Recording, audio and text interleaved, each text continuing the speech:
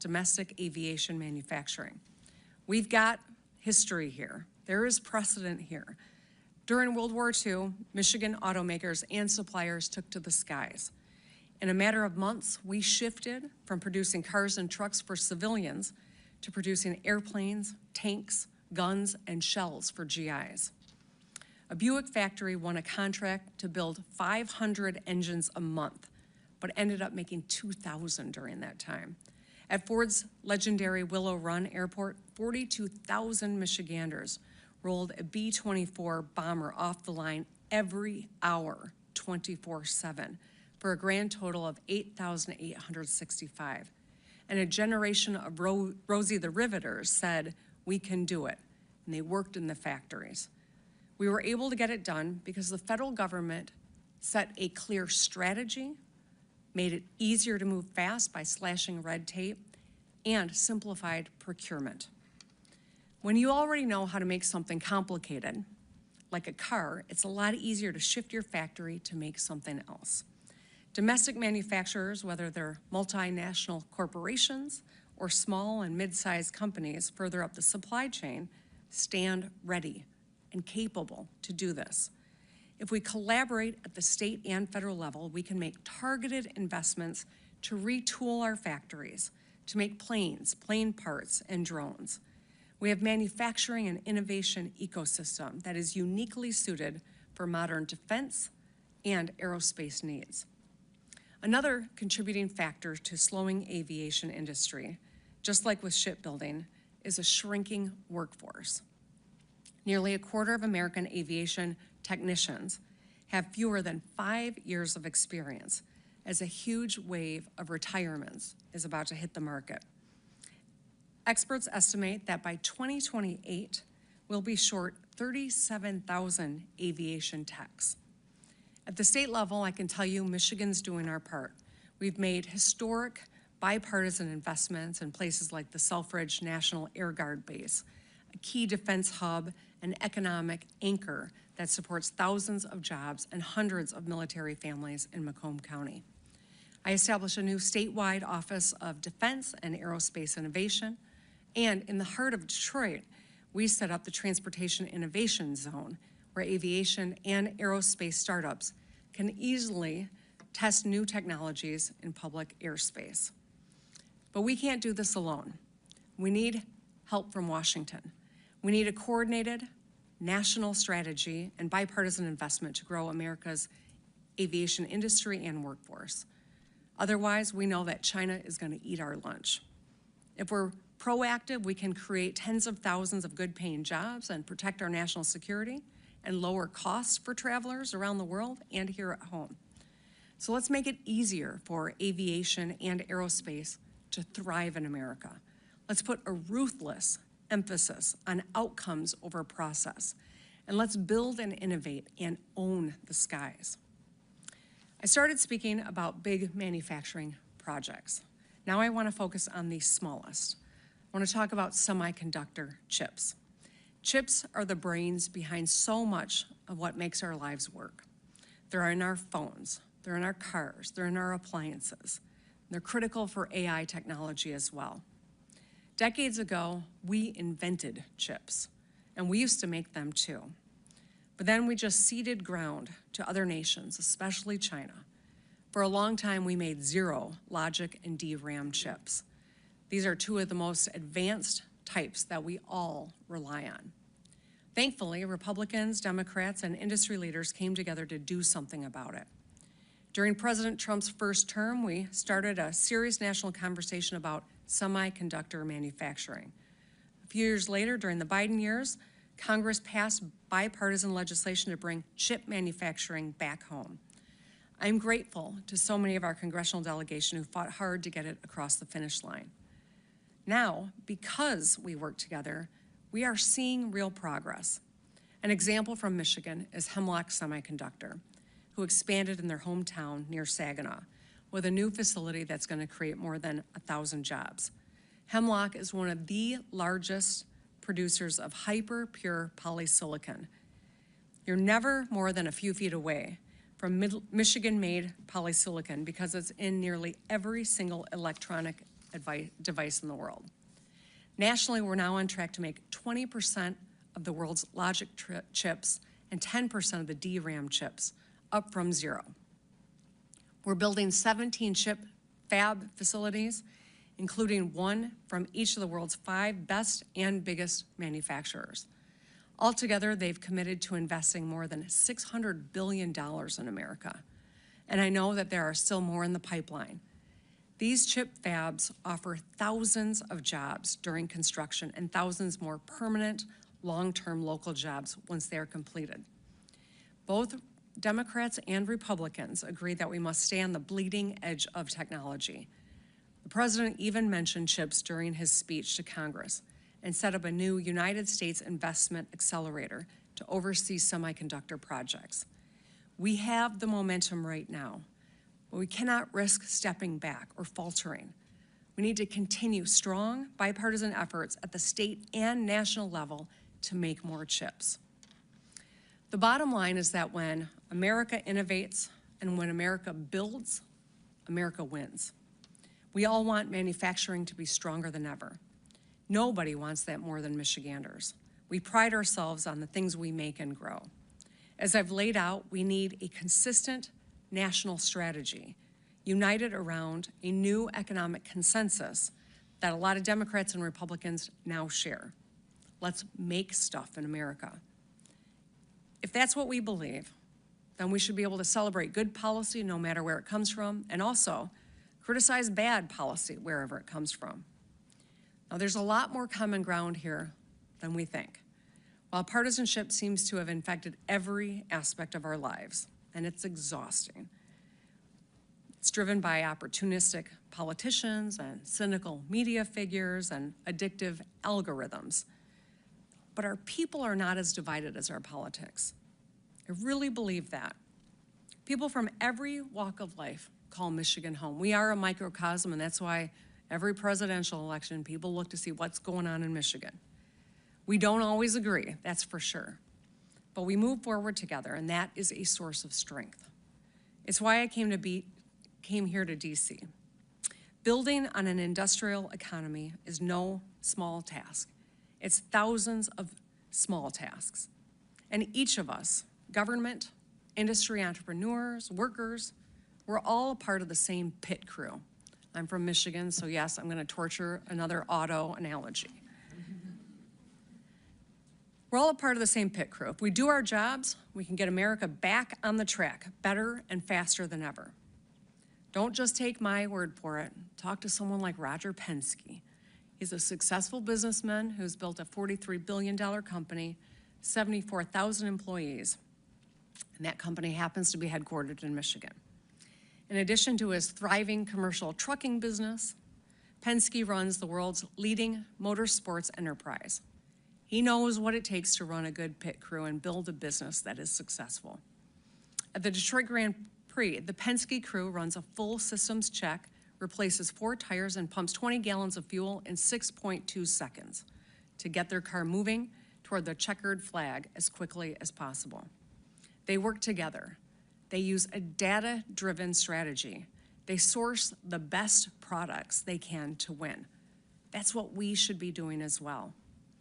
I know there's been a lot of talk recently about government efficiency, but the proposed solutions have been solely focused on firing people from the crew or stripping away critical parts. That's no way to win a race. If we really want to win and to keep winning, we need to reinvest in our crew and build better parts. In our darkest hours, that's exactly what we did. When this country entered World War II, we didn't have the industrial capacity to fight a 2-front war in Europe and in the Pacific, let alone win it. So we built the arsenal of democracy. It was the most successful collaboration between government and industry and workers in our history. When the Allies won the war, 500,000 Michiganders flooded into downtown Detroit to celebrate, realizing the part they all played in saving the world. Now, fast forward to just a few years ago. As we faced a deadly global pandemic, the president launched Operation Warp Speed. We moved faster than anyone thought was possible to create, test, make, and ship billions of shots of a life-saving vaccine. I still remember the pride I felt when I watched the Pfizer vaccine get packed into trucks and roll out of Portage, Michigan. People stood outside on the road, even though it was bitter cold, waving the stars and stripes, proud of what we had done. It was an extraordinary achievement that showed us what's possible when we work together to streamline government and allow America to do what it does best, innovate and build. We got a lot going for us, but our future is uncertain. We have good cards, but good cards alone don't mean jack if you don't play them right. This year and in the years to come, no matter who is in the White House, we need to be betting on American workers. We need to bring chip manufacturers back home. So let's dominate the seas and the skies and the roads. And let's innovate and let's build together. I really appreciate you joining me this morning, and I'm looking forward to the conversation that we're about to have next. Thank you so much.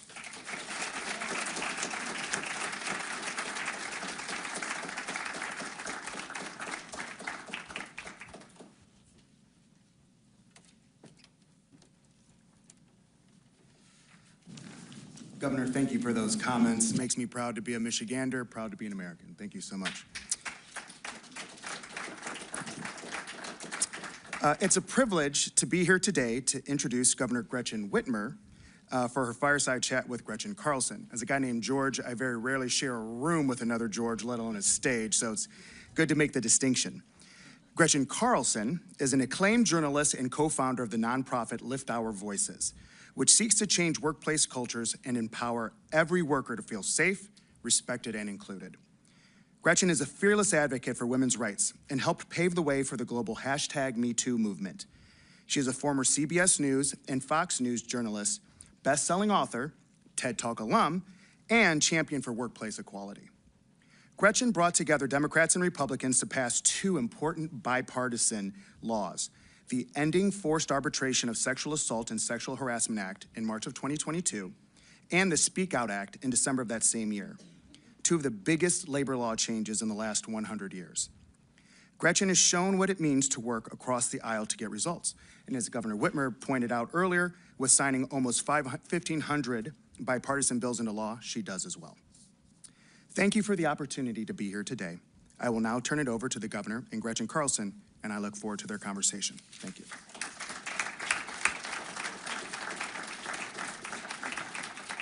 Thank you.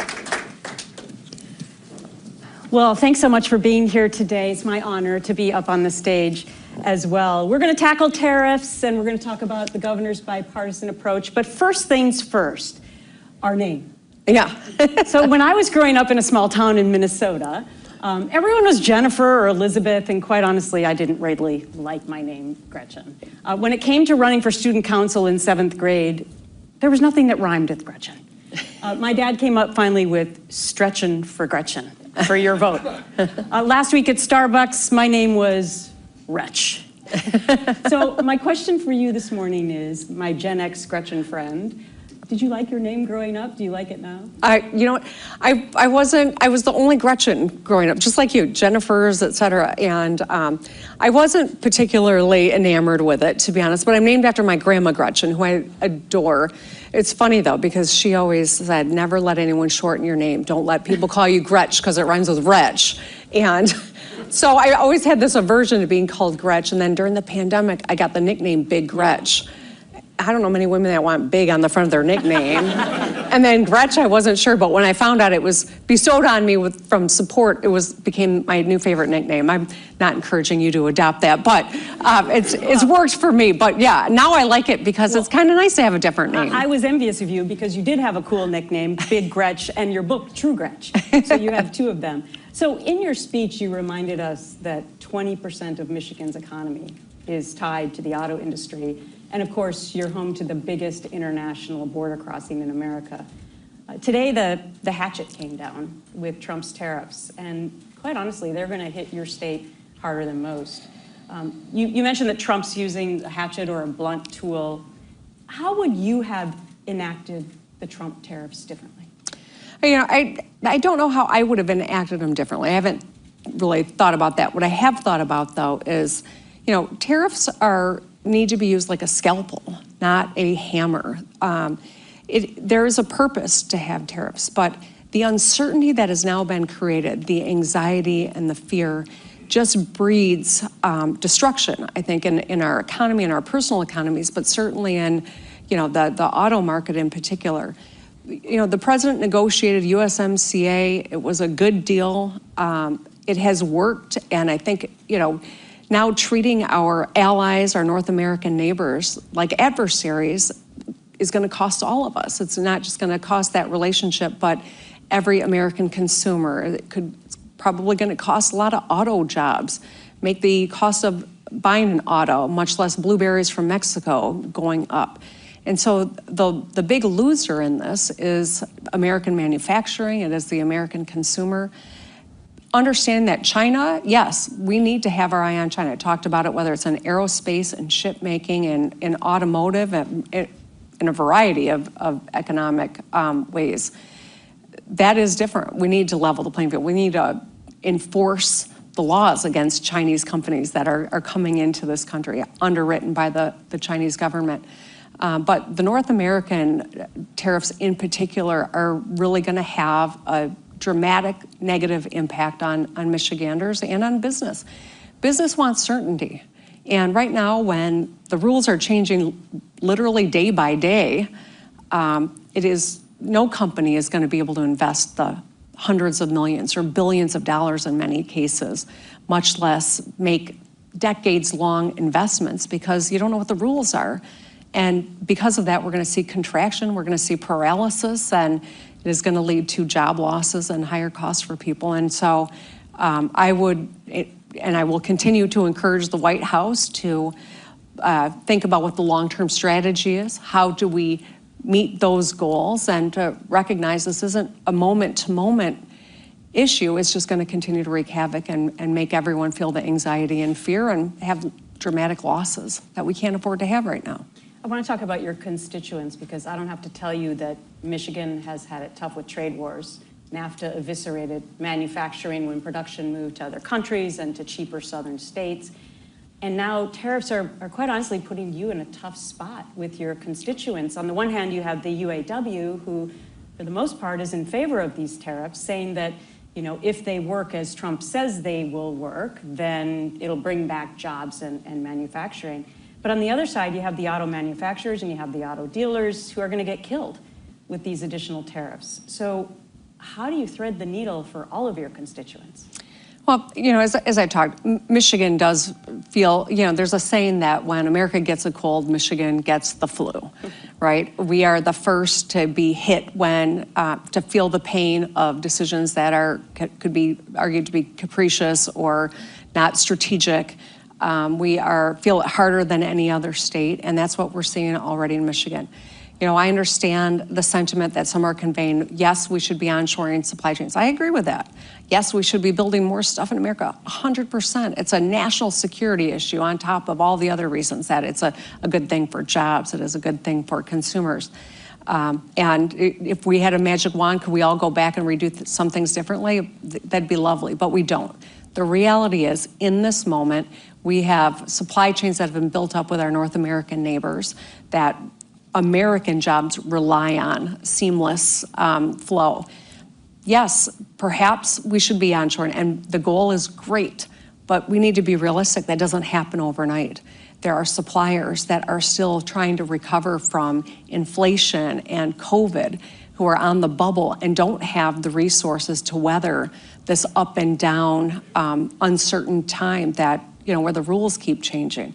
And so I do worry that a lot of businesses won't make it if this goes on much longer. I worry that big companies that are relying on those small businesses then pay a price as well.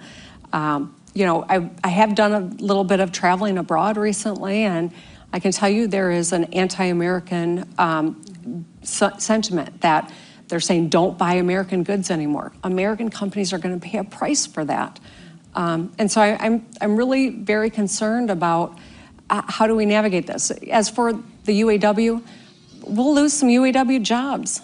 And I understand the leader wants to try to be a part of the conversation, and he's a good guy. He's done some good things, but I think that the longer term concern is the loss of UAW jobs and the pain that's going to be inflicted in the short term. Well, speaking of that, immediately after the Trump tariffs were announced, 900 UAW workers were laid off. A University of Michigan economist says the steel and aluminum tariffs alone will cost Michigan 600 auto manufacturing jobs by the end of next year, an additional 1,700 jobs in industries that serve auto workers. So, to your point, are the tariffs really good for auto workers?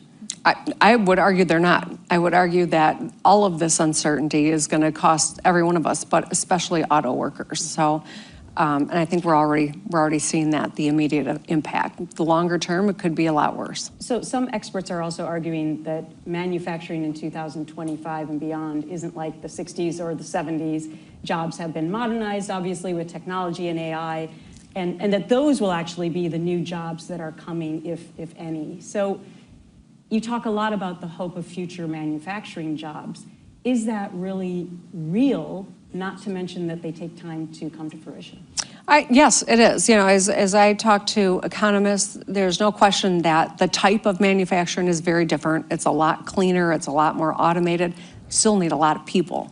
You need people to run the machines. You need people with a higher, different, set of skills in order to do this. And as we look at shipbuilding and aerospace, as I was talking about earlier, there is a huge amount of need. There's a real opportunity for us in manufacturing, good paying jobs, but it requires discipline. It requires marshaling the resources, streamlining the processes, and making sure we've got the workforce to do those jobs. And so as I highlighted M3, which is a great initiative that we have in partnership with the U.S. Navy.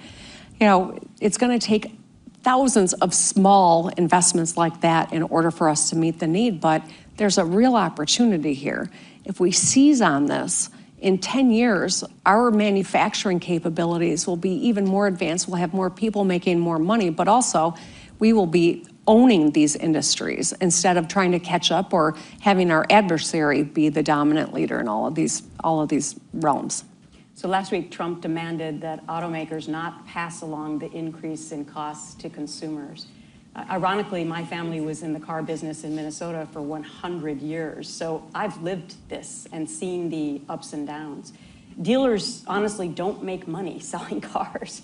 I mean, they make it in service and body work and used car sales, and so the margins are small for new cars. There's no way they can absorb these kinds of tariff costs. So where are these higher costs going to be passed down to? The consumer? To the dealer? Who? Yeah, well, the dealer won't be in business very long if they assume all the costs. So it will, by necessity, be passed on to the consumer. This is a tax on the American people. And, I know that tariff is a term of art, but the reality of what it means for the American consumer is it's just like a tax. And unfortunately, it's unclear how this is going to strategically benefit the American economy or the American consumer. And I think that's the big problem here. The uncertainty as well. People are watching what's happening in their personal lives. Businesses are watching what's going on with the market. It is a direct reaction to the continued change in what policy is, whether or not it's negotiable. And then some days it is negotiable. Some days it's this percentage or it's this percentage. I mean, this will have a paralyzing impact on the economy.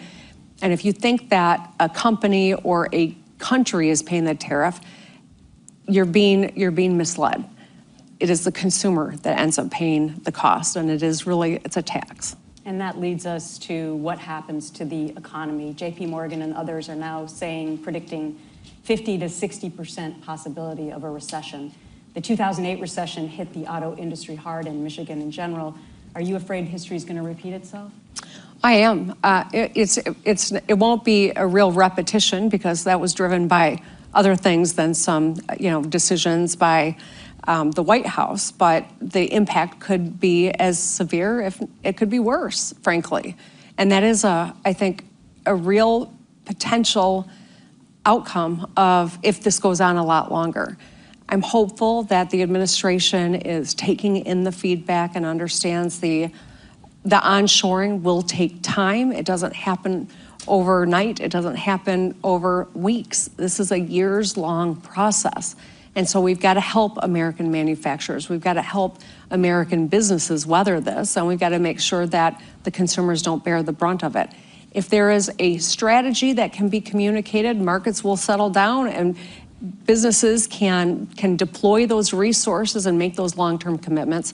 But so long as it is a roller coaster, no one's going to do anything because they're going to wait to see what happens, and we're all going to pay the price for that. Speaking of strategy, one of your other big messages today and before has been your focus on bipartisanship and trying to work across the aisle. At my nonprofit, Lift Our Voices, as George mentioned, we believe in that philosophy too. In 2002, we were instrumental in passing those 2 bipartisan laws. I'm not going to say it was easy, but we ended up accomplishing that. So while that marked a huge bipartisan win, quite honestly, many people remain very skeptical that we can actually come together during this hyper-political divided time that we live in. Why do you think that preaching bipartisanship is the right approach? Well, you know, I know that we're never going to find common ground if we're not talking to each other. And I also understand, you know, in this moment, it feels like no action comes without loud criticism from one realm or another. And as someone in the public eye, I can tell you it's coming from both sides of the political spectrum. I had met with some of my friends in the Michigan legislature, and someone was talking about how difficult it is to find, you know, common ground and to get everyone on the same page. And I said, all right, stop trying to do that, because you'll never be successful. I could, you know, demonstrate on the front lawn of the Capitol for 4 weeks on end, and some people would say I hadn't gone far enough. Like, just accept the fact that there's always going to be the critic. But we have a duty and oath to try to get things done, to put the welfare of the people of Michigan before our own interests, before our political interests, and to stay at the table or to find common ground in something. To do the good work. And I'm sure you've seen, I'd love to know kind of any lessons you've gleaned from your experience. But when I get out and I talk to Michiganders, they rarely ask me about politics. They're concerned about whether or not they can put food on the table. They're concerned about whether their child is getting the education and meeting being able to have the skills they need to be successful in this life. When I ran for governor, I got into all 83 counties. I've done that a couple of times since being governor. And I try to listen to Michiganders. I try to ask, what's going on in your life? What can I do that'll make your life better? If there was one thing I could do. And it frequently comes back to the economics of trying to get ahead. That's what unites all of us. And that's why I wanted to focus on manufacturing and our economic future, because I really do believe we can find common ground there. I was able to do it with a Republican legislature in Michigan at a time where they controlled both chambers, and Donald Trump was president at the beginning of my term. We got some great, big, important things done for Michigan because I come to the table with that philosophy. And being raised in a household, my dad was a Republican, my mom a Democrat. I know that if you talk about values, it's a lot easier to see one another and to try to find that common ground. When you were able to get those important pieces of legislation done, and I think working with Congress would be so much harder than a state legislature. Anything that was surprising to you or was most important in your success on that? Being relentless. Yeah. But I also feel like there was a commonality of some of the issues, right? Mm-hmm. I mean, with regard to sexual misconduct, especially, like when I would go into whether it was a Republican or Democratic office, they could hardly wait to tell me stories about what their wife had endured or their daughter if they were men. So there was that common ground that you're talking about. Now, getting across the finish line is a whole different story. We'll chat. Yeah. But anyway, I do want to focus in on how Democrats feel about this, because a recent CBS YouGov poll revealed that 70% of all Democrats want their party to oppose Trump as much as possible, while only 30% want their party to find common ground. So What do you say to those 70% in your party who completely disagree with you about bipartisanship? Yeah, I get it. I understand why people feel that way. I am as anxious and angry about a lot of the policies that are coming out of Washington, D.C. right now.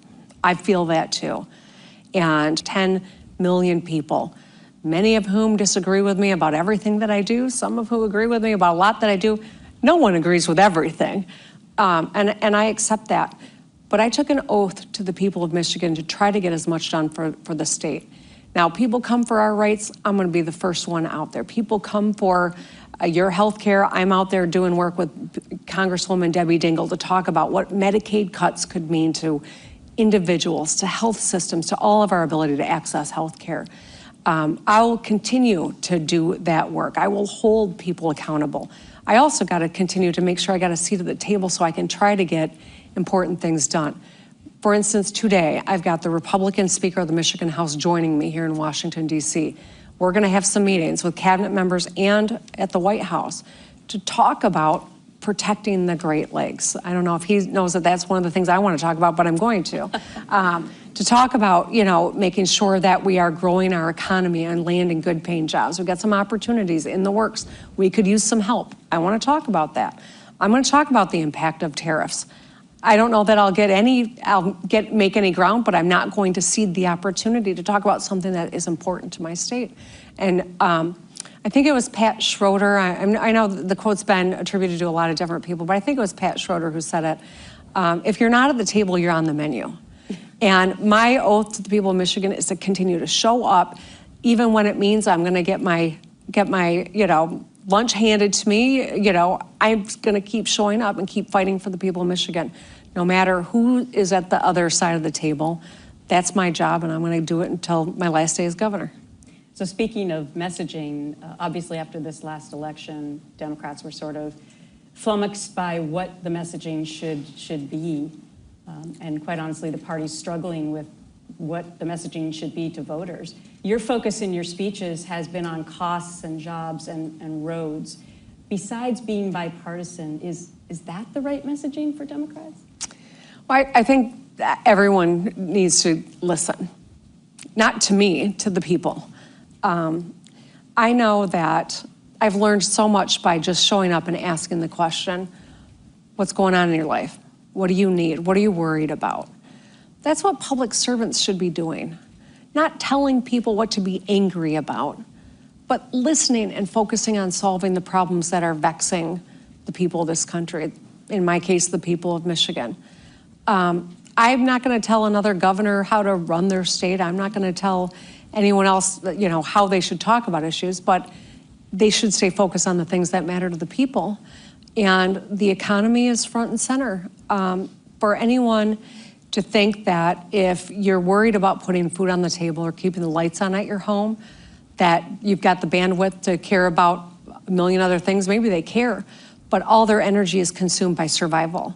And so fixing the roads is not just about making a smoother drive for everybody. It's about helping people keep more money in their pocket so they're not shelling out thousands to fix the rim on their car when they got to pay the rent and childcare. It is about the fundamentals, and I think that's maybe why I got elected in the first place and why I got reelected by such a large margin. I'm staying focused on how we can help Michiganders get ahead, keep more money in their pockets, and have good paying jobs. So whether the message from Dems is being bipartisan or changing their mind about transgenders in sports or talking about jobs and infrastructure, who's going to get it right? Who is the leader of the Democrat Party right now? Well, the Democratic Party only has one true leader when we have the White House. When we're not, when we don't have the president, there's a lot of leaders in the Democratic Party. I think I'm really fortunate to have such a great bench of fellow governors that I call my good friends that, have been really important in terms of helping us navigate historic challenges from pandemics to the current situation that we are in, to leaders in Congress who play a really important role in terms of what's going on here in Washington, D.C. So I would say there's very rarely one true leader of the Democratic Party, and probably the same true on the other side of the aisle, although maybe not in this moment. But, you know, at the end of the day, we've got to make sure that we stay focused on the things that matter to the American people.